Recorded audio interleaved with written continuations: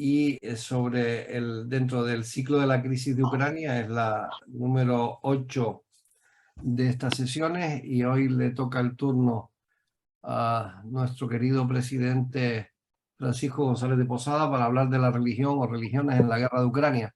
Así que todo tuyo, querido y admirado amigo. Buenas tardes. Nos toca hablar hoy de un tema acerca de la religión o las religiones en la guerra de Ucrania, que ha sido tan poco tratado que ni siquiera aquellos que podemos estar interesados por él disfrutamos de alguna referencia.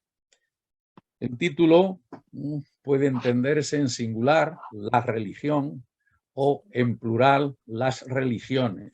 Veremos por qué. Como el tema podría ser muy largo, o enormemente largo, yo creo que vamos entonces, o voy a intentar dar los principios que pueden ser iniciales y conclusiones para que con, digamos, los paseos por la historia y por los conceptos, pues vayamos puliendo esos principios a los que vamos a llamar hechos, ¿no? Bueno, estamos tratando o pretendemos tratar de la que se llama todavía hoy oficialmente Iglesia Católica Apostólica Ortodoxa. El título de católica, o el adjetivo de católica unido al sustantivo iglesia, pues fue prioritariamente en el tiempo de la que hoy llamamos ortodoxa. Podemos ver en distintos lugares pues símbolos de esta naturaleza, ¿no?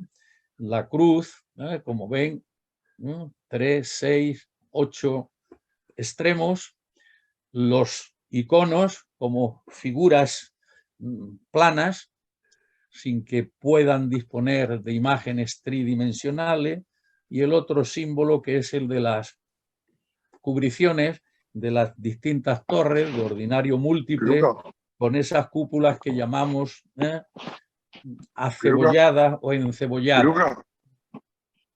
Bueno, entonces lo que yo sí quisiera es que tratáramos prioritariamente, centrar la atención en esto que yo considero hechos de actualidad religiosa de la guerra de Ucrania. Luego tendremos un desarrollo muy largo que tendremos que cortar para finalizar otra vez reflexionando sobre esto para facilitar el debate. ¿Qué considero hechos, aunque puedan admitir obviamente matices, complementos, interpretaciones, pero que les doy o les concedo naturaleza de hechos? Obviamente, en este caso, hechos sociohistóricos, no con la fortaleza de lo que llamamos hechos en el ámbito de las ciencias naturales, ¿no? El primero es que la guerra en Ucrania es una guerra entre naciones de religión cristiana ortodoxa y posiblemente de mayor raigambre religión cristiana, en este caso ortodoxa, que en todas las demás naciones occidentales católicas o protestantes, ¿no?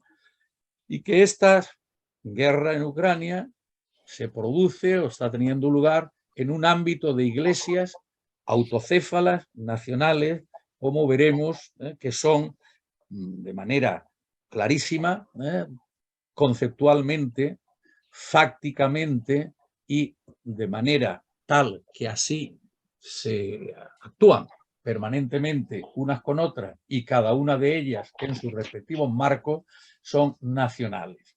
Esa sería, por tanto, una primera idea. Las naciones en guerra, las dos son de religión cristiana ortodoxa, Ucrania y Rusia. Ya veremos el papel que en cada una tiene este marco religioso. Dos, la Europa occidental. Querido Antonio, por favor, silencio. La Europa occidental es protestante del norte tradicionalmente, católica del sur mayoritariamente, sin embargo está actuando como una Europa una. Si nos viéramos o nos registráramos en los siglos XVI, XVII e incluso parte del XVIII, esto no se entendería. O lo que es lo mismo, la Unión Europea, con unos valores que ya por más que nos digan los tradicionalistas religiosos de la constitución de Europa mediante las raíces, ciertamente fueron raíces, Roma o Grecia, Roma y el cristianismo, después de lo que significó el Renacimiento, la Ilustración, la Revolución Francesa, el desarrollo del siglo XIX, los valores de esta Europa no son esos tradicionales a los que me he podido referir. Esa Grecia, esa Roma y ese cristianismo podrían ponerse con signos o con símbolos personales. Grecia con Platón, Aristóteles y Sócrates, Roma pues el derecho romano normalmente queremos decir, y el cristianismo judeocristiano con Moisés y Pablo. No.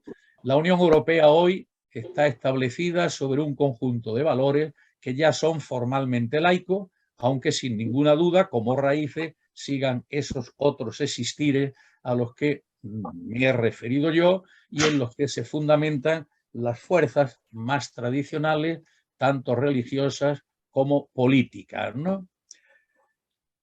Hay un tercer hecho, un tercer hecho, esta Europa, unida a la preponderantemente protestante USA o los Estados Unidos, que es la cabeza, es el corazón y el pulmón de Occidente, defiende a Ucrania. Esta es otra perspectiva que tenemos, ¿no?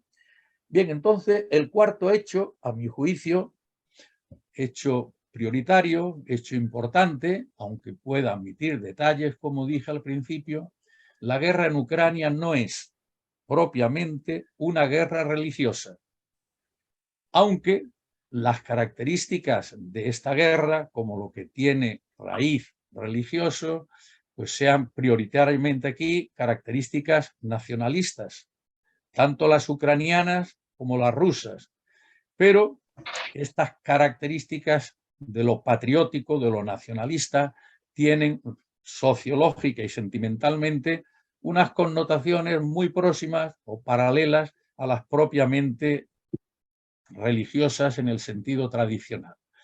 En tanto que guerra es prioritariamente, sin ninguna duda, una guerra de intereses políticos, que son sobre todo territoriales, absorción por parte de Rusia, defensa por parte de Ucrania, intereses territoriales y también económicos y, como no, concepciones históricas distintas en tensión. En consecuencia, a modo de primera conclusión, la religión o las religiones, por tanto, no constituyen referente principal para la guerra de Ucrania. Y en esto podemos decir que está pues, la no lectura de datos o de referencia, salvo quizá algunos que toquemos en la vertiente propiamente rusa. Bien, para poder enfrentarnos con estas ideas que están puestas en esta diapositiva, que reproduciremos al final para iniciar el debate, podemos ver acontecimientos históricos, aunque he de pasar necesariamente de manera muy fugaz, puesto que esto daría sino para un curso, ¿no? Después de esa conclusión de que la guerra no es prioritariamente religiosa, ni mucho menos, vamos a ver que la religión, deberíamos decir mejor las iglesias, están presentes y actuantes. Y para eso pues vamos a hacer sucesivos recursos a la historia, ¿no? Una primera presencia pues es que recordemos cómo se desarrolla o cómo se desarrolló el cristianismo en aquella Roma que en toda la parte oriental pues había asumido el pensar griego. En los primeros siglos de cristianismo se organiza la iglesia paulatinamente, con tensiones fuertes contra lo que se llamó el movimiento de los gnósticos, hasta que logró, a final del siglo II, pues una cierta limpieza doctrinal, vamos a llamarlo así, pero lo importante es que captemos que estaba organizada, de momento muy poquito, pero sí de manera sociológica, en lo que acabarían llamándose los patriarcados de Jerusalén, Antioquía, Alejandría y Roma. De manera que Roma solo tenía, dentro de estos 4 patriarcados o sedes apostólicas, el primado de honor simbólico pero no de jerarquía. Nunca fue considerada Roma como autoridad por encima de las otras sedes a las que me refería. Y con esto pues se habla tradicionalmente de la tetrarquía, que estaría en contra de la monarquía que podría significar el pontificado romano. Bien, el paso siguiente, importante en la historia, pues es la presencia de Constantino, el emperador romano Constantino, que es el grande en la historia occidental, y para la Iglesia ortodoxa es San Constantino. Bien, estamos por tanto en el siglo IV y cuando se funda Constantinopla, pues ya empieza a verse que Constantinopla es una nueva Roma. Y en tiempos de Teodosio, también el Grande, ya en los años 80, pues se empieza a considerar que como Constantinopla es más importante que Roma, que ya está asediada por los godos, y que acabaría más o menos destruido el imperio de, lo que podríamos llamar la zona occidental del imperio, pues va a presentarse como novedad el hecho de que el patriarcado ya no ha de ser esos cuatro, sino que el simbólico poder del patriarca máximo pues ha de estar en la nueva Roma, puesto que la Roma antigua puede decirse desde el punto de vista imperial, que es en el que tuvieron lugar estas connotaciones, pues el patriarcado debe estar ahí en la nueva Roma. Con lo cual se va a introducir este nuevo patriarca en Constantinopla, que hoy sigue siendo el primado, el patriarca Bartolomé I, el patriarca primordial, el primado, luego veremos con un poco más detalle qué es lo que significa esto. Hoy es Constantinopla, desde ese momento, finales del siglo V, principios del VI, pues el patriarcado primordial desde la perspectiva ortodoxa. Bien, desde los siglos IV al VIII tendrán lugar el conjunto de concilios ecuménicos en los que se van tomando las decisiones que podemos llamar claras o dogmáticas o básicas de todo el cristianismo. Afirmar hoy de todo el cristianismo es del protestantismo en su práctica totalidad, la Iglesia Católica, por supuesto, y los ortodoxos, puesto que todos los concilios ecuménicos tuvieron lugar en la Iglesia oriental, en la Iglesia ortodoxa. Los fundamentos teológicos de los cristianismos públicos, notorios, mayoritarios, salvo algunos grupitos menores, todos aceptan estos concilios que la Iglesia ortodoxa dice que son suyos. Por eso los otros dos grandes ingredientes de la Iglesia occidental, de la Iglesia latina o de la Iglesia de Roma, la tradición de los santos padres, pues ya no tiene tantísimo valor, obviamente en el protestantismo muy poco o ninguno, y en la Iglesia ortodoxa menos. Y el tercer elemento de la Iglesia católica, que es el magisterio pontificio, pues obviamente ninguno en estos otros mundos, el protestantismo o la Iglesia ortodoxa. Bien, deberíamos poder hablar o disponer de tiempos para tratar de los fundamentos de Nicea, de la ruptura arriana, del problema de la Constantinopla al que me he referido antes, pero no es posible. Se constituye el Imperio Bizantino, que esto sí va a ser determinante en la historia de la humanidad, por lo menos en la historia de Europa, del Mediterráneo y del norte de África, y es el que va a sustituir, puesto que ellos se llamaron siempre Imperio Romano, y esta fue la idea capital que mantuvieron, aunque luego en la historia pues hemos ido construyéndolo como Imperio Bizantino. Hasta el año 800, cuando se corona emperador del Imperio Romano Germánico a Carlomagno, año 800 ya han pasado, como pueden observar por esa fecha que tenemos ahí, pues el doble de años del comienzo de los concilios, pues no se va a hablar propiamente de imperio de Oriente y Occidente, pero el imperio de Occidente, el de Carlomagno, es romano-germánico, su nombre, pero no está el emperador en Roma, ¿no? Sino que empieza siendo, pues bueno, vamos a decir francés o franco-germánico, ¿no? Bien, San Constantino, por tanto, va a tener un papel muy singular. Y ahí podemos ver en ese mapa pues cómo se van a dividir los dos imperios y de una manera u otra, sociológicamente, se van a ir rompiendo también las dos iglesias. De momento solo sociológicamente, la lengua, las costumbres, las tradiciones y la ruptura del imperio harán que eso se separe. Y en el año 1054, pues es cuando tuvo lugar el cisma de la Iglesia Oriental o de la Iglesia Occidental. Los nombres, pues depende de qué perspectiva ponga cada uno para llamar cismas, ¿no? ¿Son dos religiones distintas o solo dos iglesias distintas? Bueno, pues desde el punto de vista teológico, pues prácticamente se puede decir que la religión es única. Desde la perspectiva institucional y por tanto eclesial, pues no hay la menor duda, sobre todo después de tantísimos años, que podemos decir que son 1500 años de separación sobre los 2000 desde la estancia de Jesús, pues podríamos decir que son no solo dos iglesias, sino dos religiones, por lo menos desde la perspectiva sociohistórica, que es la que aquí estamos tratando, y no las cuestiones más o menos intrínsecas propias de una u otra en el ámbito teológico, que como he dicho, los fundamentos, salvo algún pequeño matiz, son los mismos, ¿no? Bien, entonces en este mapa pues podemos observar ese planteamiento de los patriarcados tradicionales y cómo van a quedar distribuidos.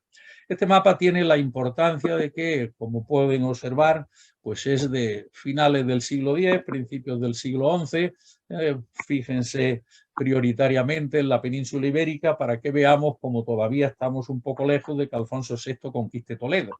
O sea que no estamos a finales del siglo XI. Esto va a ser muy importante para cuando veamos también la situación histórico-geográfica de lo que podríamos llamar en su caso en el siglo XI Ucrania.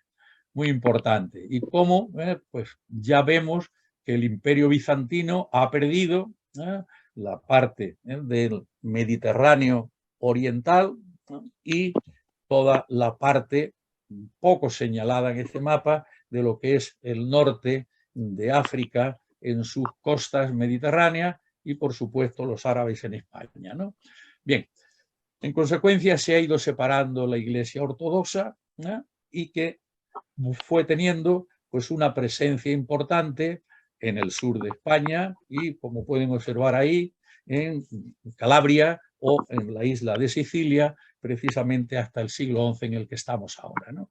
Se formaliza, por tanto, el cisma como consecuencia de las excomuniones recíprocas de, por una parte, el patriarca de Constantinopla y por la otra parte, pues el Papa mediante el legado que había enviado a hablar, a pactar con el patriarca de Constantinopla, ¿no?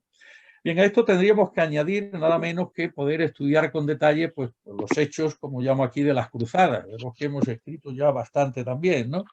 Todo el siglo XI y el siglo XI teníamos a los cristianos de Occidente en territorio prioritariamente, sino propiamente, de la Iglesia ortodoxa. Es verdad que en esos momentos se estaba luchando o se estaba recuperando la Palestina, como queramos llamar, lo que serían los reinos cristianos del Oriente en territorio que ya era musulmán. Pero más de una de estas cruzadas atravesaron Constantinopla y alguno pues dio lugar precisamente a lo que fue el desastre mayor posiblemente entre religiones cristianas, que fue el saqueo por una de las cruzadas, la última grande e importante de la ciudad de Constantinopla, ¿no? Bueno, no puedo extenderme más. En 1453 cae Constantinopla en poder de los turcos, con lo cual se hace en el mundo cristiano más poder para los papas o para el cristianismo occidental, que desde las lecturas de nuestras historias occidentales, pues parece que esto había sido toda una continuidad, pues desde Pedro prácticamente hasta la actualidad, cuando podemos observar que no fue así la historia de la Iglesia hasta ese momento. Esta caída de Constantinopla en poder de los turcos, por una parte va a significar más poder para los papas, pero ante el nacimiento de lo que vamos a ver que es la Rus de Kiev y el nacimiento después de Moscovia, pues vamos a ver cómo Moscú va a pedir o va a exigir que, como Constantinopla ya no tiene poder propio y donde hay más cristianos es precisamente en Rusia, pues van a querer que la tercera Roma, y así es como se trata en la Iglesia Ortodoxa rusa, pues corresponde a Moscú. Todavía está pendiente, hoy además con un fulgor impresionante, pues esta idea que en manos, vamos a decir, de Kirill por una parte y de Putin por otro, que se llevan demasiado bien o enormemente bien, pues hay ahí también otro problema añadido dentro de lo que vamos a ver, que es el cisma actual en el interior de la Iglesia Ortodoxa, lo que no había sucedido nunca a lo largo de toda su historia. Bien, podríamos decir que este mundo acaba con la batalla de Lepanto, pero no tenemos tampoco tiempo de ir más. Si queremos estudiar la historia de Rusia de manera muy breve, pues en el año 867 pues se considera que es cuando la Rus de Kiev se constituye en un primer estado que en la historia llamamos estado eslavo. En ese momento los eslavos son paganos, a ellos no les había llegado ni siquiera el arrianismo, están completamente al margen, ¿no? Bien, pero tienen, o esta Rus de Kiev, pues tiene o tuvo su recaredo. Nuestro recaredo se convierte a lo que ya podríamos llamar catolicismo, que no era la expresión de entonces, pero en fin, y invita, somete, anima, obliga a que se haga todos los visigodos peninsulares católicos, vamos a dejarlo así. Bien, pues Vladimir, a finales del siglo X, como pueden observar en esa fecha, se convierte a la ortodoxia y decide, al modo de nuestro recaredo, que debe adoptarse esa religión. Formalmente, pues ordena el bautizo de todo el país. Bien, los aspectos, igual que todo en todo poder, cuando esto se hace desde el poder imperial, desde el poder monárquico, desde el poder que fuere, pues el objetivo obviamente no es la religión, sino es tener una religión única para que sea más fácil el ejercicio del poder. Y en este caso, además, pues significaba la posibilidad de comercio con Bizancio, que era la capital primordial en esos momentos del mundo, pues digamos, conocido por nosotros, ¿no? Bueno, Iván III, Iván el Grande, ya en esos momentos a lo que me estoy refiriendo, 1453, hemos recordado que fue la caída de Constantinopla, pues proclama Moscú como la tercera Roma. Construye el Kremlin y empieza a crear instituciones para hacer un régimen también claramente autocrático, ¿no? Bueno, no podemos extendernos más. Esos casi 2 siglos, o ese siglo y medio, desde 1547 a 1721, pues es la etapa en la que comienza con Iván IV, el Terrible, y en 1721 Pedro I va a iniciar, va a firmar, se va a constituir en emperador. Estamos, como podéis observar, 1721, en el caso de España, pues en tiempos de nuestro Felipe V, con los Borbones ya aceptablemente instalados, una vez que se ha acabado la guerra de sucesión española. Bueno, pues en este siglo XVIII, Rusia va a desempeñar un papel de ilustración tan importante, y ya que estamos oficialmente exponiendo esto desde Lanzarote, pues en un siglo XVIII que va a acabar con la figura egregia de Agustín de Betancourt como máxima representación, unido a Gabriel Ciscar, de nuestra ingeniería, por tanto, de lo que me gusta llamar la fase utilitaria o la fase de búsqueda de la utilidad de la ilustración y, por tanto, de dominio de la ingeniería más que de la propia física que había caracterizado la primera parte de la ilustración, unida, obviamente, a filosofía, política y demás. Estaríamos, por tanto, en un momento en el que Rusia se hace más que grande, sobre todo se integra en el mundo europeo ilustrado tras su victoria sobre esa otra especie de imperio en el norte de Europa que venía siendo Suecia y que lo continuará en gran medida siéndolo durante la Ilustración.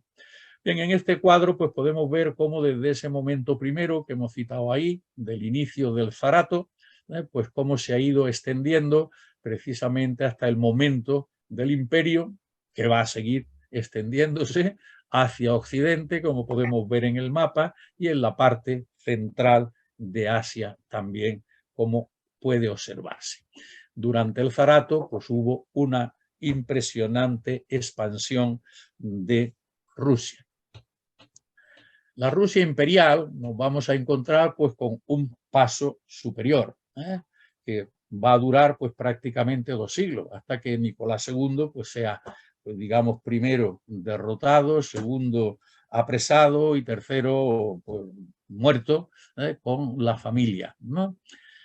Bueno, pero lo importante para nosotros es con este contexto de fondo el que durante el imperio no se elegía patriarca. Las iglesias, todas las de ese imperio, ortodoxas, estaban dirigidas por una institución que se llamó el Santísimo Sínodo. Pero los emperadores no consintieron nunca el tener el que hubiera una sola cabeza, a pesar de que la nueva Roma tenía el sentido ya de el patriarcado máximo dentro de la Iglesia ortodoxa, sino que durante estos 200 años pues no hubo patriarca. Eso es importante. Y sin embargo el imperio siguió creciendo, claro. Finlandia por una parte, Alaska por el otro extremo, toda la zona central del Asia, como podemos observar, etc. El imperio continuó así, pero la Iglesia estaba decapitada o no llegó a instalarse como cabeza. Lo sorprendente es que con la revolución comunista, la revolución primera del mes de febrero del 17, pues entre otras cosas, hasta la revolución bolchevique ya de octubre del 17, en ese intervalo, pues se elige un primer patriarca, algo verdaderamente sorprendente, si queremos decirlo así, ¿no? Pero en fin, antes de llegar a esto, yo quiero recordar lo que podemos llamar el nacimiento del nacionalcristianismo ruso. Estamos muy acostumbrados a oír hablar del nacionalcatolicismo, sobre todo en la crítica en la que muchos hemos participado, yo a la cabeza de algún grupo, sobre el nacionalcatolicismo de la época de nuestra dictadura reciente, ¿no? Bueno, si no reciente, de hace 50 años. Bueno, en un congreso reciente pues nos han hablado del nacionalcatolicismo el profesor José Manuel Cuenca Toribio, catedrático de Historia Moderna, y bueno, pues yo he querido meter esta diapositiva para que veamos que esta unión o esta fusión de nacionalismo y de religión, en este caso cristiana, pues sí hubo un momento de colosal importancia cuando Napoleón decide invadir Rusia. Pues vamos a recordar ese momento porque fue singular, ¿no? La batalla de Borodino. La batalla de Borodino es la que presenta el zar Alejandro I en septiembre de 1812 para enfrentarse al ejército napoleónico.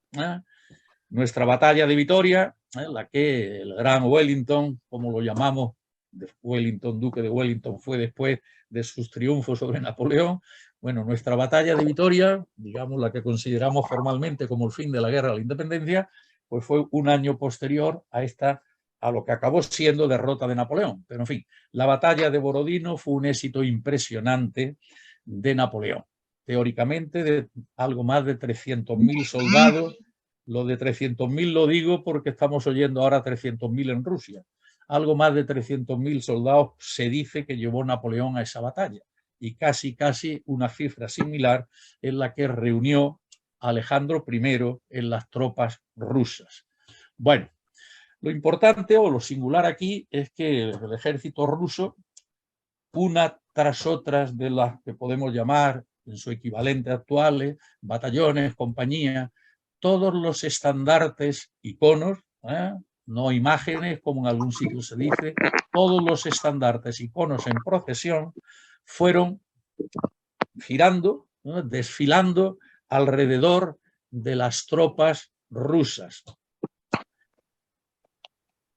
La batalla acabó en derrota rusa, toma de Moscú por la Grande Armée de Napoleón, pero los rusos, que dejaron que entraran durante ese terrible invierno del año 12 al 13, incendiaron Moscú. La retirada francesa en pleno invierno fue la derrota más apoteósica de Napoleón. Bueno, con los antecedentes de ese nacionalcatolicismo al que me refiero, pues este fue tema capital de la gran novela de León Tolstoy, Guerra y Paz. Rusia, unidad de nación y religión como identidad nacional, principios del siglo XIX. Esta simbiosis religiosa-política, conjunción de las fuerzas del nacionalismo y el cristianismo, ¿no?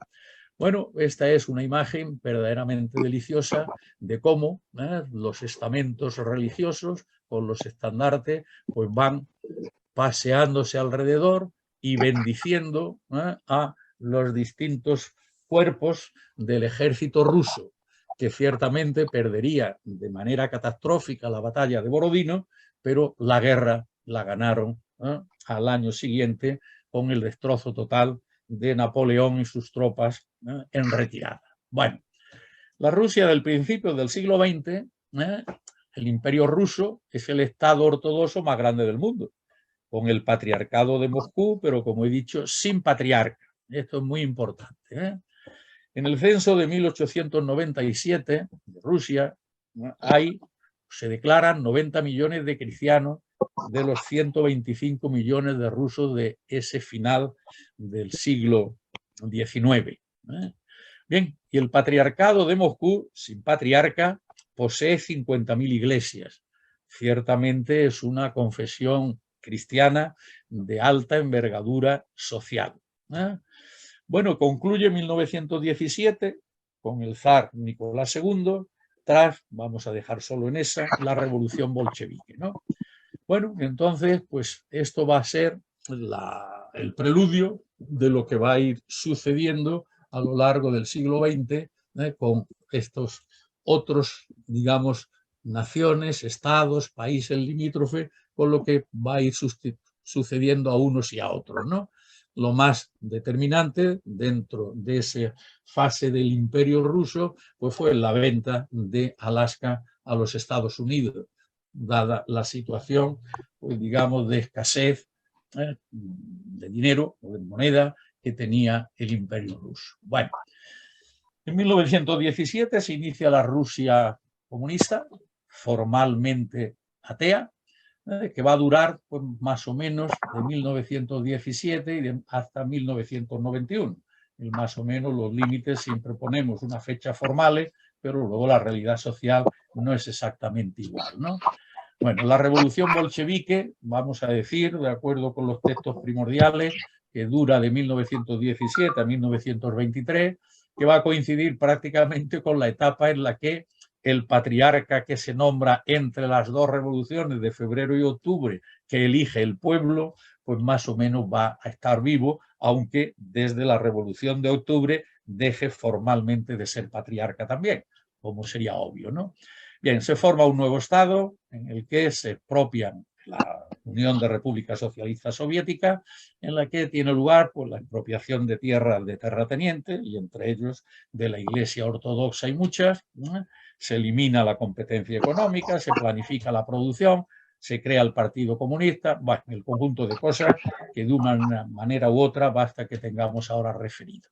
Bien, va a ser una etapa formalmente de ateísmo de la Unión Soviética, desde el 22 al 91, si queremos decirlo así, la política marxista-leninista de control y eliminación de creencias religiosas, a las que se atacaban formalmente porque eran supersticiosas y atrasadas, aunque luego será Stalin, como vamos a ver, el que recupere de alguna manera o establezca transitoriamente un cierto patriarcado ortodoxo en Moscú. Bien, y con una acción total hacia el ateísmo, ¿no? Bueno, en la escuela se enseña lo que llaman el ateísmo científico, pero tampoco tenemos más posibilidad de meternos. Bueno, el Partido Comunista destruye lo mismo iglesias, sinagogas, mezquitas, templos budistas, aunque obviamente la mayoría de los que tenían religiones eran cristianos ortodoxos y parece ser que no fueron menos de 12 millones, pero en fin, todo este conjunto de cosas son datos que con matices. Bueno, las creencias y las prácticas religiosas, sin embargo, persistieron, como nuestros judíos en los siglos XIV, XV y XVI y después, ¿no? Ante la persecución por la Inquisición. Quedan, por tanto, en la esfera doméstica y de una manera u otra en ámbitos privados, ¿no? Pero están ahí.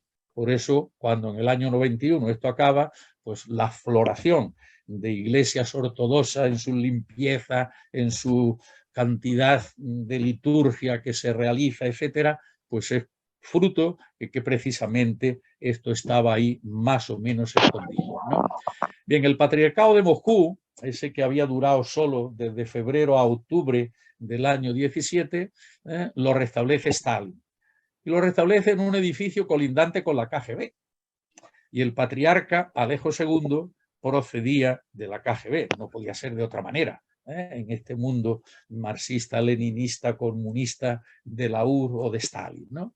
Pero lo importante es que para poder manejar un poco más a los rusos, pues tiene, digamos, esta apertura transitoria y, digamos, no con continuidad, sino con altibajos, ¿no? Bueno, acontecimientos de estos, pues podíamos poner muchísimos también, ¿no? Demoliciones de iglesias, como hemos dicho antes. Bien, en el 1991, con la desmembración de la URSS, o con la gran actuación, visto desde Occidente, del recientemente recordado Gorbachov, pues se va a aparecer de nuevo pues una religiosidad pues no esperable, o por lo menos no esperable con tanta efusión, ¿no? En una Rusia que se descompone, que se desintegra, que se desmembra, como queramos verlo, y donde tenemos ahí situada la Ucrania, que en parte importante, pues algunas partes de las que hoy pueden estar más o menos en litigio, pues no está clarísimo ni muchísimo menos desde el punto de vista histórico que pertenecieran a la que entonces podría llamarse Ucrania, pero sin ninguna duda fue Stalin el que constituyó la Ucrania esta, que es la que hoy ella quiere ser Ucrania. Ese territorio que hoy formalmente y reconocido internacionalmente, pues es o sería la Ucrania de hoy, ¿no? Bien, del comunismo, capitalismo de Estado, pues pasa Rusia a un capitalismo semiliberal, la proliferación de oligarcas de los que hemos tenido tantos en Occidente de tanta actualidad, y la población rusa, que como nos decía Manolo el otro día con mucha precisión, es prioritariamente europea, pues igual que ha querido recuperar su religión ortodoxa, ha querido ser europea, es decir, disfrutar de lo que llamamos la democracia liberal. Bueno, hoy está en quiebra hasta que no le pongamos en su caso el calificativo social y actúe como democracia liberal social. Pero bueno, ese tema nos llevaría a otro sitio, ¿no? Bien, el patriarcado ortodoxo de Moscú surge en el esplendor político-social con Kirill I o Cirilo I, que es el hoy patriarca ortodoxo de Moscú y el que está implicado en la guerra ruso-ucraniana o en la guerra de Putin, como la queramos llamar. Ahí es donde tenemos que pararnos un poco. Bien, este patriarcado de Moscú pues ha tenido, aunque pueda parecer mentira, en estos últimos 300 y pico de años, un patriarca durante unos meses, Tijón, ese al que me he referido antes, Tijón, entre las dos revoluciones de febrero y octubre, luego Alejo II, ya pasados los de la etapa de Stalin, Alejo II desde 1990 hasta el 8, y Cirilo o Kirill I, que es el actualmente patriarca de Moscú. Esto es importante que tengamos presente la historia de Rusia como la historia del patriarcado de Moscú. De manera análoga podríamos hacer una historia de Ucrania, pero que la he reducido. Aquí, si nos fijamos en los principados de la Rus de Kiev, del siglo XI, por eso sugerí que nos fijáramos en la situación en ese momento histórico de España, de nuestro Alfonso VI como punto central, bueno, por aquello de haber conquistado Toledo y haber dado un buen paso en nuestro siglo XI, ¿no? Pues esto era la Rus de Kiev, es decir, mucho más complicada, obviamente, pero muchísimo más complicada que podía ser la península de entonces, con todos los reinos de Taifa, más de 20, y los distintos reinos y condados, reinos del occidente y condados del oriente de la península ibérica, ¿no? La historia, por tanto, de Ucrania puede ser, o es de hecho, tanto o más complicada de lo que pudiéramos llamar Ucrania que lo que es la península, la historia de la península ibérica. Bien, podríamos estar aquí hablando mucho, con sumo gusto, pero veo que el reloj corre, como siempre, mucho más de lo que uno quisiera. Ha estado siempre en un marco entre Rusia, entre Polonia, prácticamente toda la historia, y en otro momento histórico también, pues con dependencia una zona del territorio del Imperio Austríaco. Bien, no tenemos más tiempo, pero que nos quede un poco esta idea. El 18, bueno, Ucrania renace como república independiente, como la mayoría de todas las repúblicas socialistas de la desmembración de la URSS, en el año 91. O sea que llevarían pues unos 30 años en este momento como república independiente, con el territorio que quedó marcado en esa fecha del 91. En el marzo del 14, pues Rusia se anexiona Crimea, ¿no? Y en los momentos actuales, pues ya sabéis cuál es la noticia de hoy, o las noticias de estos días, ¿no? Con el referendo en las repúblicas, pues llamémosle como queramos, pero en fin, aquí me ha salido el de separatistas de Donetsk y Lugansk, o como quisiéramos llamarlo, dentro de la incertidumbre y del momento en el que hoy se pasa, ¿no? Bien, ¿y la Iglesia Ortodoxa actual entonces qué? Bueno, pues hay 14, pues no sabemos si son 14 las iglesias autocéfalas, más o menos podrían ser estos. ¿Cuántas están con Moscú? Patriarcados de la Tercera Roma, de la Tercera, es decir, Segunda Nueva Roma o Tercera Roma. Bueno, pues vamos entonces a ver, el patriarca ecuménico oficial es el de Constantinopla. Su tarea es ser símbolo de la Iglesia y mediar entre sínodos y, en todo caso, ser representante ante instancias internacionales externas. Va a garantizar la Iglesia Ortodoxa una unidad doctrinal y sacramental que permanece lo mismo en el ámbito hoy ruso que en el de Constantinopla, si queremos decirlo así, hoy de Estambul, claro. Están gobernadas esas iglesias autocéfalas por patriarcas, arzobispos o metropolitanos. Cada uno es autoridad suprema en su iglesia, es equivalente a un papa en su respectiva iglesia.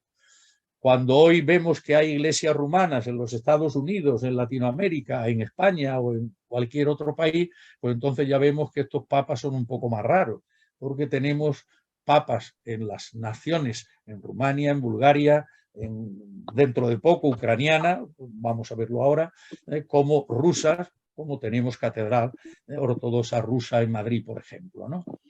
Con papas en aquellos territorios.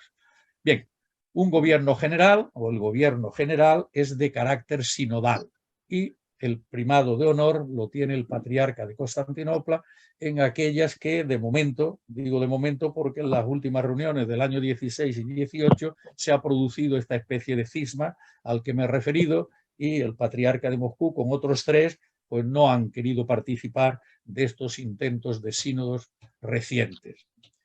Bien, consecuencia, nos encontramos en la situación actual de que Kirill I es hoy uno de los grandes apoyos espirituales del presidente ruso y que junto a Putin defiende la idea de la Gran Rusia y que está afirmando que la Gran Rusia incluye Rusia, Ucrania, Bielorrusia y otras tribus y pueblos, y que con relativa frecuencia pues ha estado bendiciendo, al modo de lo que hemos visto en la batalla de Borodino, ha estado bendiciendo a los soldados y a las armas y a los carros que iban a agredir, a invadir, cada uno que utilice la expresión que quiera, lo que hoy es, según el derecho internacional, territorio ucraniano. Bueno, esta es una de los cientos de miles de fotos que desde la Iglesia como desde Putin pues quieren hacernos distribuir de la unidad en la que se encuentra la Iglesia y el Estado. Este nacional cristianismo que tuvo lugar allí en 1812 y que en estos años recientes pues está manifestándose de manera quizá más que exorbitada. Pero bueno, dejamos constancia de ello, ¿no?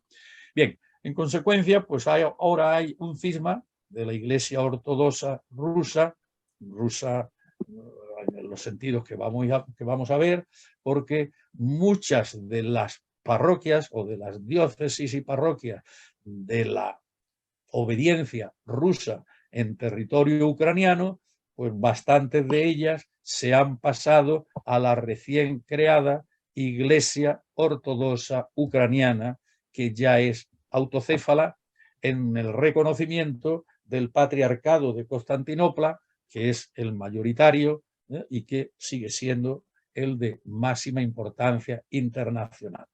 Bien, en consecuencia se ha producido ese cisma ya en la Iglesia Ortodoxa rusa y hoy pues no se sabe dónde hay tanto en Niza o en la Costa Azul como hay en nuestras costas de, digamos, de todos estos jefazos económicos rusos distribuidos por Europa, pues qué es lo que va a hacer los distintos países europeos precisamente con a quién van a pertenecer, pues desde el punto de vista patrimonial, pues todo este conjunto de iglesias ortodoxas inicialmente rusas. Otros problemas, ¿no?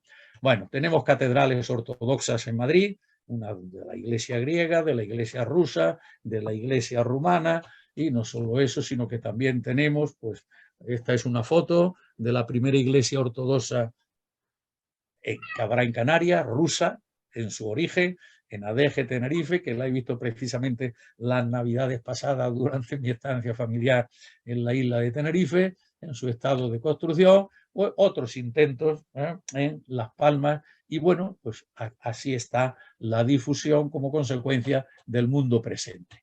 La Iglesia Ortodoxa entonces en Ucrania, bueno, pues dependía obviamente del Patriarcado de Moscú, era una iglesia autónoma dependiente de Moscú y era la más numerosa de todas las iglesias ortodoxas ucranianas, porque en Ucrania están también la búlgara, la rumana, etcétera, ¿no?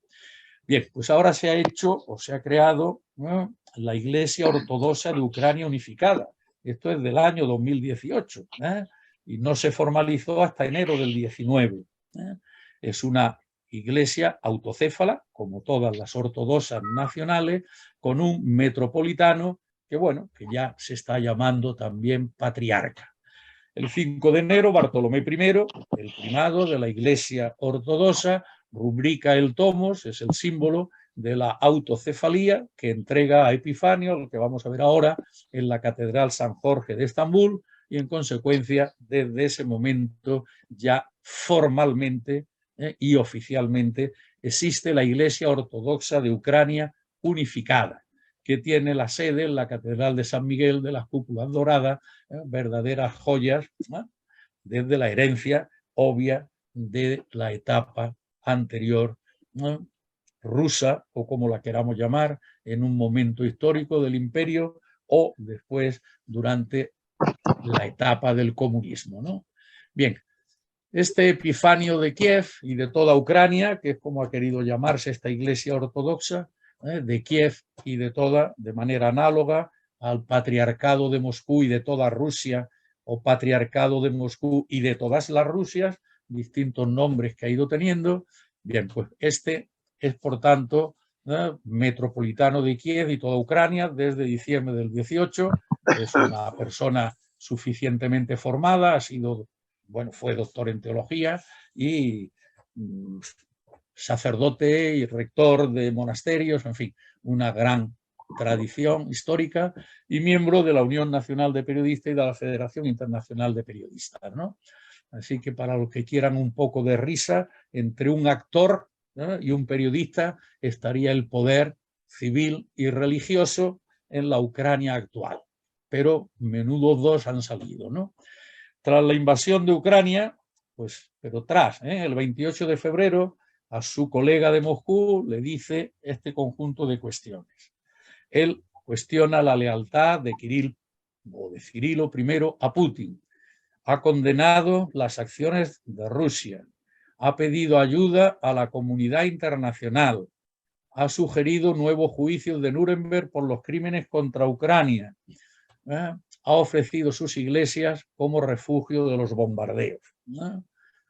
Como podéis observar, pues es harto joven, 41 años para estos menesteres, ciertamente juventud, manera más o menos análoga a Zelensky, ¿no? Bien, el Papa ha tenido muchos encuentros con Bartolomé I, no solo muchos encuentros, sino que su gran encíclica, la Laudato Si, esa que fue tan festejada por tantos, digamos, tantos intelectuales del mundo, y en la etapa de Barack Obama, pues prácticamente los dos se pudieron dar un abrazo previo a los acuerdos de París contra el calentamiento global. Pues a Bartolomé I le dijo el Papa que en su teología acerca de la casa común o del planeta Tierra fundamentaba su renovación teológica sobre lo que significaba el planeta Tierra. Algo verdaderamente sorprendente que en unas concepciones teológicas el Papa reconozca en 2 puntos y medios de su Laudato Si la importancia que había tenido la reflexión teológica de Bartolomé I. Para reunirse con Cirilo, pues tuvieron ambos que ir a La Habana, y en el aeropuerto de La Habana, en condiciones un poco extrañas, pues se reunieron hace unos años, antes de la guerra, ¿no? Pero en fin, no se han entendido muy bien en ningún momento, solo que Bartolomé I, o si queremos decirlo así, el patriarcado de Constantinopla, siendo muy optimista, tiene 60.000 cristianos. Y como hemos visto antes, pues Kirill I pues puede tener no menos, dice él, 150 millones de cristianos ortodoxos del patriarcado ruso por todo el mundo. Si se pretende para el año 54, 1000 años después del cisma de Oriente-Occidente, que haya una cierta reconstrucción de la Iglesia, pues obviamente hay que relacionarse con Cirilo y no con Bartolomé. Bueno, pues no fue muy afortunada esa reunión, obviamente, y mucho menos pues las cosas que podemos conocer como públicas del Papa Francisco y de Kirill en sus relaciones mutuas. Por supuesto, cada uno ha querido manifestar cierta prudencia, pero por otra parte, pues también sabemos de los actos que uno y otro han podido realizar, ¿no? Bueno, en consecuencia, si volvemos al principio, para que podamos dialogar, los hechos, a mi juicio, que pueden admitir matices, pero una vez que hemos repasado toda esta historia, pues ya tenemos muchos más elementos, aunque obviamente he ido a una rapidez verdaderamente impresionante, pero bueno, por lo menos para que tengamos una visión más completa, ¿no? Lo primero, que es una guerra entre naciones de religión cristiana ortodoxa. De religión cristiana ortodoxa que, aunque puedan ser muy antiguas, tanto la una como la otra, la de Ucrania propiamente de hace 3 años y la de Rusia como mucho de hace 30, aunque pueda tener toda esa tradición histórica desde 1453, en la que Constantinopla cae en poder de los turcos, como decimos, ¿no? Guerra entre naciones de religión ortodoxa cristiana. La Europa occidental, esto es una joya desde el punto de vista europeo, han funcionado como una. Aquí, como si efectivamente la paz de Westfalia esa famosa fecha de 1648 en la que se decide que ya no va a haber más peleas, vamos a decir solo peleas, ¿no? La guerra de los 30 años, todavía hay muchos historiadores que piensan que murió más gente que en la Primera Guerra Mundial. Fueron 30 años de guerras civiles y al mismo tiempo de guerras internaciones europeas. Bueno, si la paz de Westfalia sirvió para algo, pues en fin, en estos momentos pues puede verse que ella, más todo el tránsito posterior de la Ilustración y de la entrada del liberalismo, pues ha hecho posible el que Europa funcione hoy como una. Y no hay distinción hoy entre las naciones del norte protestante o las naciones, vamos a decir, del sur, para acabar pronto católicas, ¿no? Bien, y esta Europa, unida a la protestante USA, pues es la que hoy está defendiendo a Ucrania, o gracias a la cual Ucrania puede estar haciéndole frente a la invasión rusa.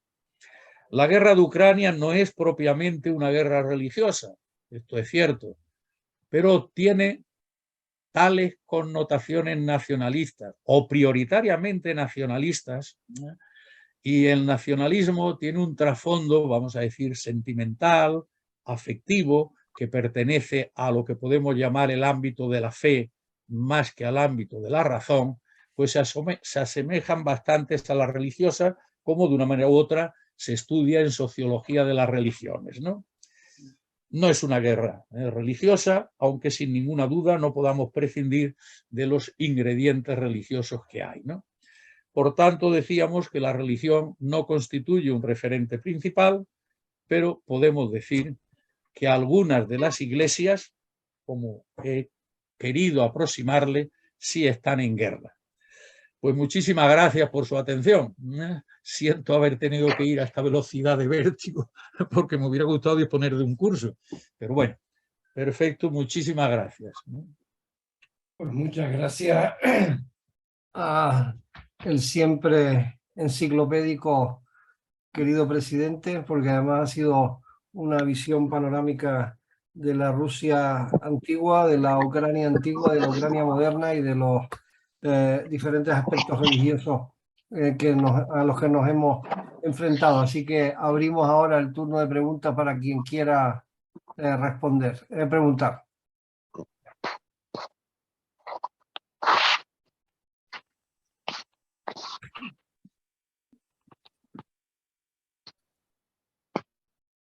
No hay nadie que quiera. ¿Lo dejaste todo tan claro? Bueno, no. Bueno, a ver quién rompe el fuego, hombre. A ver si lo hago. Sí, bueno. A ver si lo hago yo como siempre, a ver si se anima. Paco, ¿no? Deja de compartir la pantalla. Ah, perdón. Resuelto, ¿no? Sí.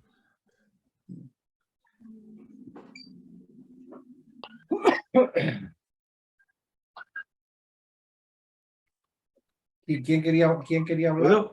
¿Puedo preguntar? ¿Puedo? Creo que había pedido la palabra Roque. Un momento, Fernando. Sí. Roque, habías pedido la palabra, ¿no? Sí, yo había... Espera un segundo porque... Un segundito, por favor, dale la otra palabra porque tengo un minuto. Manolo y Fernando. Intervengo yo. Mientras pregunto, José Ramón. Bueno, no, es a Paco. Crimea fue o es una península muy codiciada y creo que era Crimeo o de Crimea Nikita Khrushchev, y este le regaló a Ucrania, ya que él era ucraniano, le regaló Crimea a Ucrania. O sea,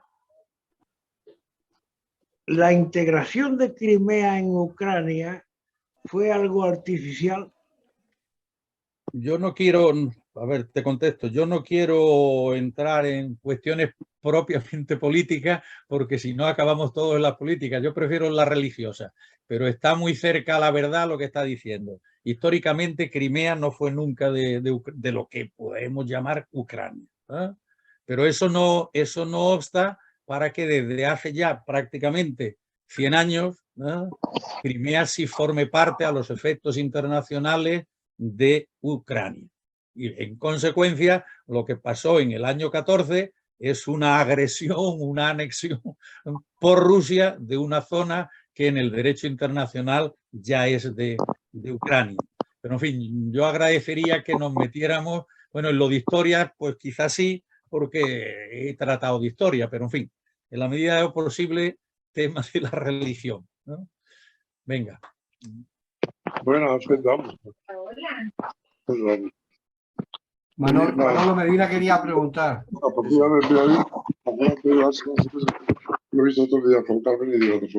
Antonio Olmedo, ¿podías quitar el micrófono? Porque está entrando el sonido. Manuel, tú tenías una pregunta, ¿no?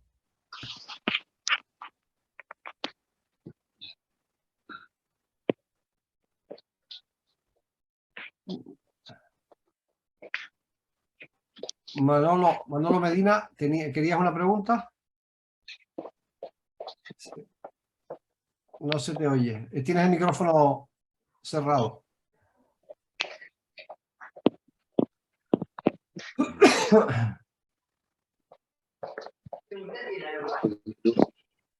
¿Qué te está hablando aquí?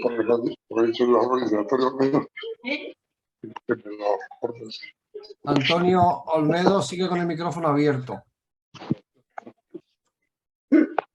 Oye, ya tengo el micrófono. Ya tengo el micrófono. ¿Puedo hablar? Sí, Manolo. ¿Te han dado la palabra, ¿Sí? Manolo? Sí. Pero puedo hablar, ¿me entienden? ¿Me escuchan? Sí, te escuchamos. Bueno, vamos a ver, la guerra esta se llamó la guerra de Putin. Putin es un revisionista, igual que Hitler.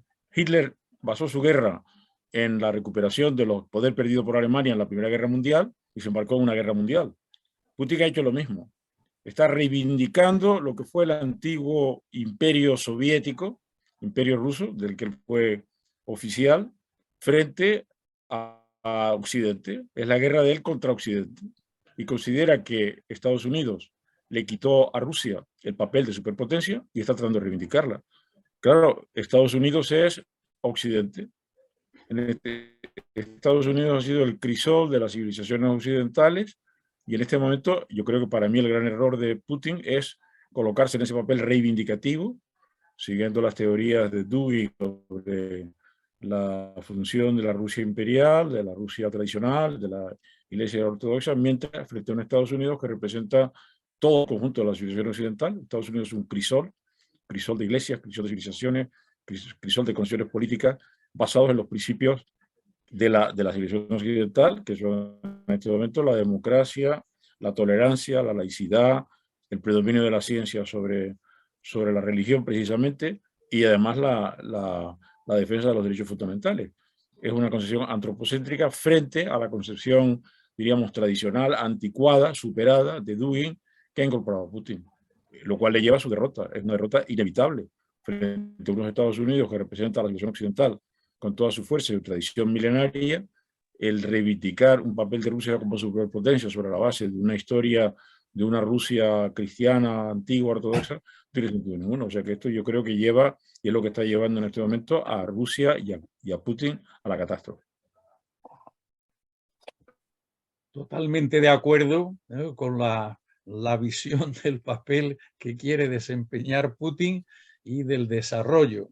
Con respecto a la otra parte, pues es lo que he pretendido también dejar claro, que desde el punto de vista occidental, la Europa está unida al margen de las religiones tradicionales de unos u otros países. Dos, que están unidas con los Estados Unidos, ¿no? Fundamentalmente o mayoritariamente protestante, y que esta unidad colectiva a la que se ha referido también Manolo, pues significa que hoy no está unida sin ninguna duda por el elemento religioso, la cristiandad, protestantismo y catolicismo, sino por los valores occidentales. Esto puede gustarnos más o menos. Repito que estoy en perspectiva sociológica. Esta unión de los Estados Unidos con la Unión Europea está hecha sobre los valores que sin ninguna duda tienen raíces cristianas, a los que me he referido antes, de Grecia, perdón, tiene raíces europeas de Grecia, Roma y el cristianismo, pero que están, digamos, actualizados, si queremos decirlo así, y superados desde una perspectiva laicista o laica, de manera que el Renacimiento y la Ilustración en la que de una manera primordial el papel fue de Galileo y de Newton, como reconocería Kant en la crítica de la razón pura y demás, para que la Ilustración ciertamente pusiera a la cabeza de Europa ese conjunto de valores que son los derechos humanos, que es la idea de libertad entendida no como la verdad de Dios, para bien o para mal, o que la verdad está en Dios en el esquema medieval, sino la libertad que nos lleva a que por la razón los seres humanos puedan encontrar la verdad, independientemente de otras consideraciones. Esta es la Europa actual y esta es la unión de la Europa actual con los Estados Unidos. Está fundado en los valores de la democracia liberal, de los derechos internacionales y de lo que significan estos valores que ciertamente tuvieron las raíces a las que me he referido, pero que hoy no son la raíz ni los fundamentos en los que está, por más que haya algunos que quieran decir que sí. Sin ninguna duda son raíces, pero no es lo que hoy une ni lo que hoy, digamos, está presente en estos elementos, ¿no? Muchas gracias, Manolo, estamos de acuerdo, ¿eh? Roque, tú tenías la pregunta para hacer. Sí, yo más que una pregunta, bueno, aparte de, como siempre, decirle a Paco que, en fin, que es un discurso abrumador, ¿no? Pero tan abrumador que es difícil seguirlo, ¿no? Y has dejado tantos huecos que realmente me quedan más, no sé cómo decirte, más dudas, ¿no? Que certezas en todo el discurso que has hecho. Pero, en fin, yo quería comentarte cuando, aunque ya se ha dicho, ¿no? La respuesta de la Unión Europea unánime es porque hace bastante tiempo, que la Unión Europea ha dejado de, en la Unión Europea, la religión ha dejado de ser un término central. Por tanto, la Unión Europea es fácil que se unan protestantes, católicos y judíos y todo el mundo, porque realmente la religión ya no pesa, ¿no? En esa situación. Sin embargo, yo sí que veo que por parte de Putin hay un intento de acercar, aglutinar a su población alrededor también de la religión ortodoxa, ¿no? Es decir, una especie de palanca, ¿no? Y dado que en Europa y en Estados Unidos también existen las religiones, aunque no tengan peso político, yo no sé, y es la pregunta, si en un futuro tensional las religiones en Occidente van de nuevo a resurgir frente a la religión asociada al poder en Rusia. Bueno, yo creo que me has entendido muy bien en lo fundamental a pesar de la introducción, que has hecho, ¿no? El Occidente hoy no se caracteriza por un basamento que tenga alguna importancia de naturaleza religiosa. Lo has dicho perfectamente, igual que he intentado. En perspectiva, repito, sociológico, política, económica. Nada. Sin embargo, como muy bien has destacado, que es lo que yo he querido señalar, sin embargo, en la otra acera, en Rusia, la intención de Putin es rehacer un imperio, y hoy sabe que para rehacer ese imperio de la antigua URSS o del imperio previo que llamaba imperio ruso, pues tiene que basarse en la religión. Y aquí le ha salido un compañero de viaje pues verdaderamente extraordinario, hecho a su medida, porque tiene el mismo espíritu para dominar toda la Iglesia ortodoxa, y esto es lo que he querido dejar claro, como consecuencia de que Moscú es la tercera Roma. Bueno, en estos momentos lo que se está es construyendo un Vaticano ortodoxo que le está haciendo Putin a Kirill, para que también la majestuosidad del centro eclesial religioso pues sea de la nueva Roma, de la nueva Roma. creo que has captado el mensaje perfectamente. Sí, lo que ocurre que en aquella guerra no hay solo Rusia contra Occidente. Esa es la cuestión. Formalmente, como muy bien nos ha recordado Manuel Medina, esto es una guerra más o menos así, de Rusia con Occidente, pero es a través de Ucrania, y donde está realizándose la guerra es en Ucrania. Y la Iglesia de Ucrania, como os he indicado, desde hace 3 años es una iglesia autocéfala, independiente ya de Rusia o del Patriarcado de Moscú, pero todavía quedan muchas iglesias dentro de Ucrania que pertenecen al Patriarcado ruso. Y al mismo tiempo todavía no existen iglesias fuera de Ucrania, se están haciendo ahora, de la Iglesia Ortodoxa Ucraniana autocéfala, de esta que se ha creado oficialmente hace 3 años. Entonces, hoy los ucranianos, en España hay muchos ucranianos y hay muchas iglesias, o hay bastantes iglesias, pero son todas de la ortodoxia rusa. Menudos problemillas tenemos o tienen aquí hoy en España, en Francia o donde sea, porque la guerra también es religiosa, que es lo que he querido. No siendo religiosa, también es religiosa. Este, digamos, es un poco el mensaje que yo he querido transmitir, y para eso era necesario estas pasadas fugaces por las historias respectivas, ¿no? Manuel Mella quería hablar también. Sí, gracias. Espero que se me oiga. Sí. Yo quiero referirme a un hecho que yo creo que es bastante claro, y es el vínculo que hay entre la religión ortodoxa y el poder político. Hay una simbiosis, yo diría que hay un sometimiento de la Iglesia ortodoxa al poder político.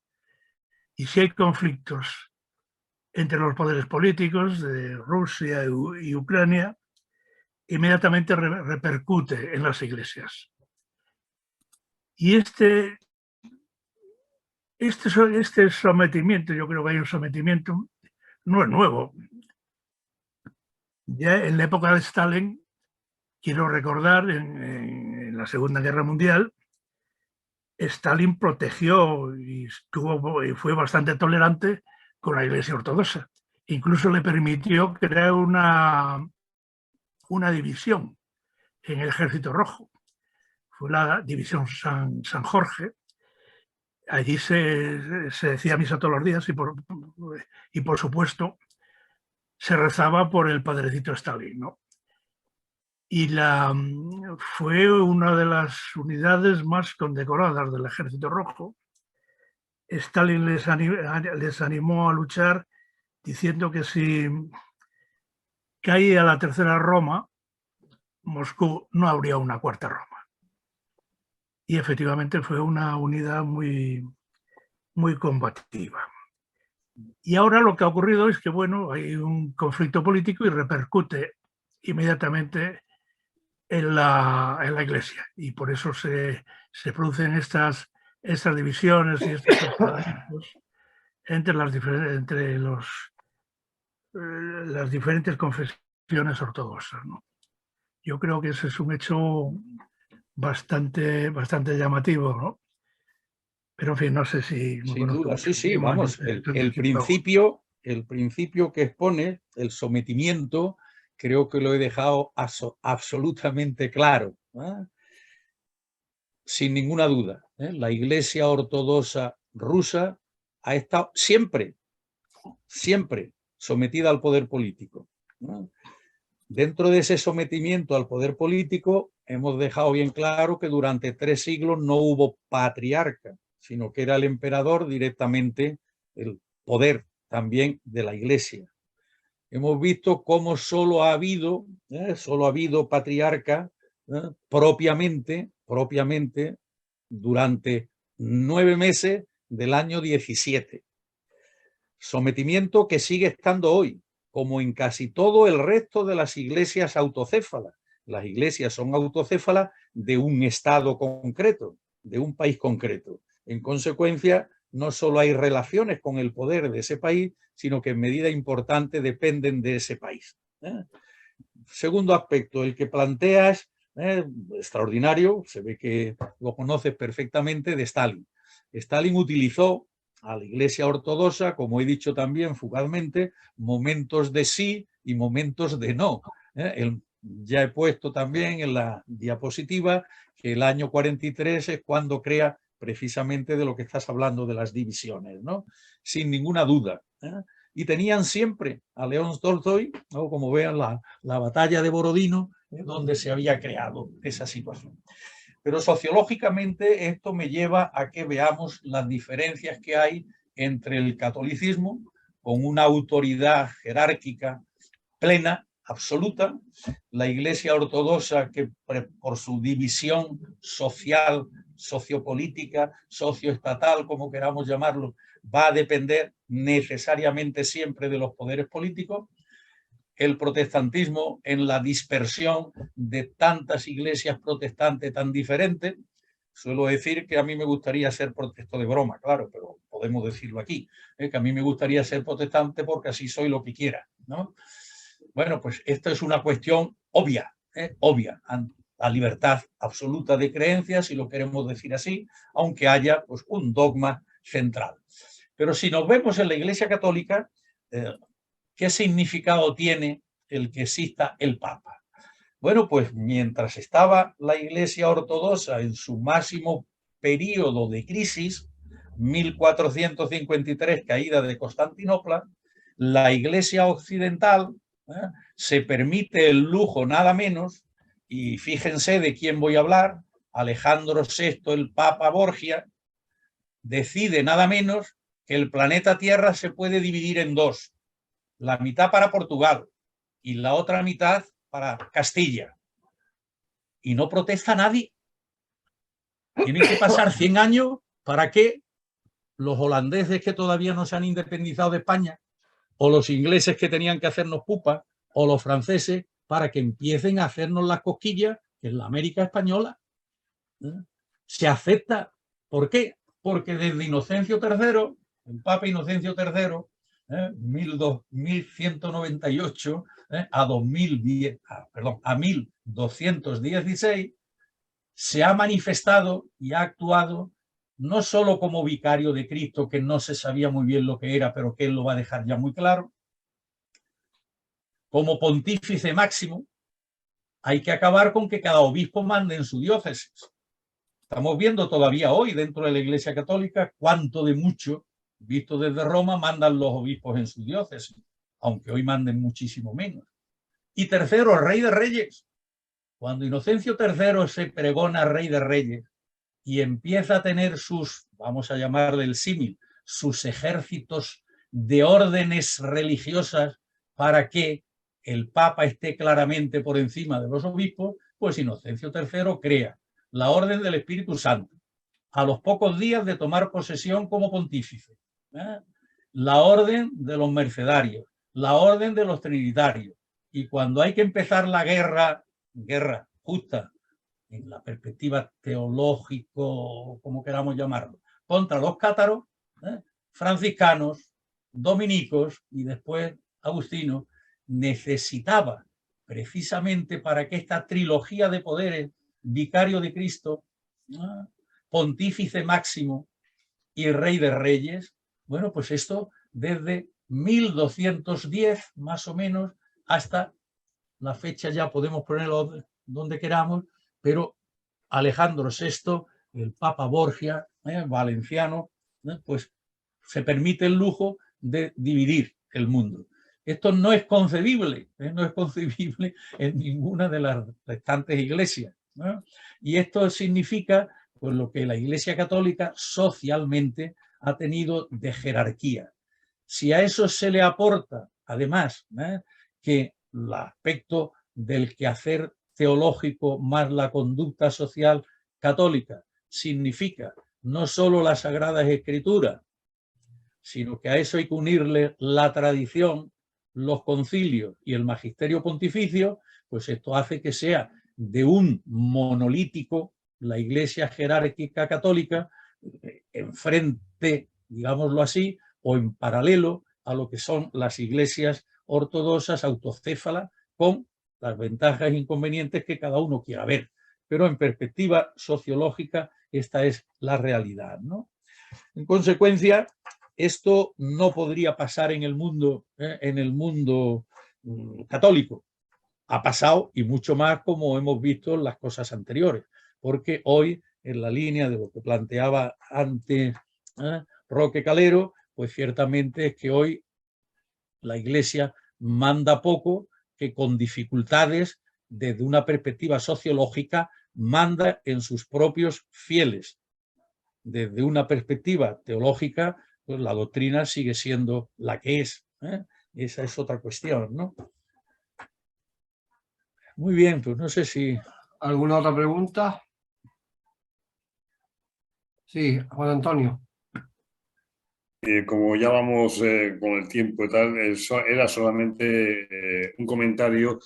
Tal y como se están desarrollando los acontecimientos y el impacto que está teniendo en la población rusa el tema de la leva forzosa, el tema de las restricciones, el tema de todo lo que es la presión que está realizando Putin, y habida cuenta del profundo sentimiento cristiano ortodoxo que tienen los rusos, yo me pregunto si Kirill está cavando su propia tumba o si el patriarcado ruso puede estar entrando en un rechazo por parte de la población desde el punto de vista no verse representado en las actuales circunstancias.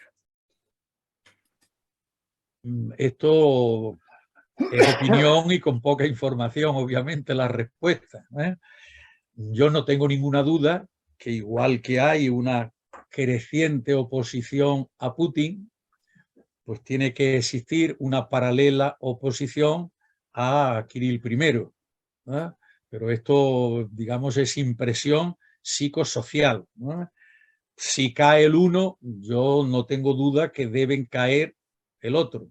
El uno fundamental, sin ninguna duda, es Putin, como nos lo ha explicado Manolo Medina de manera tan clarividente, ¿no? Pero lo que está claro es que esto, como he dicho también muy fugazmente, en el año 18, en diciembre del 18, se ha generado sociológicamente, estoy repitiendo mucho lo de sociológicamente para no interferir en nada que tenga que ver con la liturgia, con la teología, con los principios, ¿no? Entonces, esto pues es así. Se ha producido ya un cisma, ¿eh? Tenemos 4 iglesias frente a 10, ¿eh? 4, la de Rusia, más otras 3 pequeñitas, que no quisieron asistir al concilio, vamos a llamarle concilio, y desde hace 1000 años, o desde los 1000 años de la separación de las iglesias, no había habido ningún concilio en la Iglesia ortodoxa. Tienen bastante con los 7 concilios ecuménicos que son comunes a todo el cristianismo. Y en el año 16, precisamente después de lo de Crimea, como hemos visto antes, pues convocó Bartolomé a concilio, a un concilio para cambio de impresiones, porque la autocefalía que corresponde a cada iglesia en cada estado es autonomía absoluta, pero por lo menos para dialogar. Y en las manifestaciones posteriores a este concilio, después de 1000 años casi, del año 16, pues es cuando se ha producido esta ruptura que tenía que producirse y ponerse de manifiesto más claramente con la ocasión de la guerra, claro. ¿Cuántos rusos y cuántos están en contra de Kirill? Pues supongo que los mismos que estén en contra de Putin, porque la imagen que están dando los dos es una imagen de perfecta armonía, de perfecta armonía dentro de la guerra. En consecuencia, pues puede presuponerse que efectivamente los ortodoxos, el problema gordo sí está sucediendo en los ortodoxos rusos ucranianos, o lo que es lo mismo, en la huida de la iglesia rusa de Ucrania hacia la iglesia ucraniana autocéfala. Ahí sí está habiendo problemas muy gordos, ¿no? Ahí sí, en Ucrania, ¿no? Bueno, pues si nadie más quiere preguntar, yo creo que podemos dar por finalizada la sesión, dando las gracias, como siempre, al maestro de maestros y por su fantástica exposición y detallada sintonía de cada uno de los apartados de los que constaba la presentación. Así que gracias a todos, buen fin de semana y hasta la próxima. Bueno.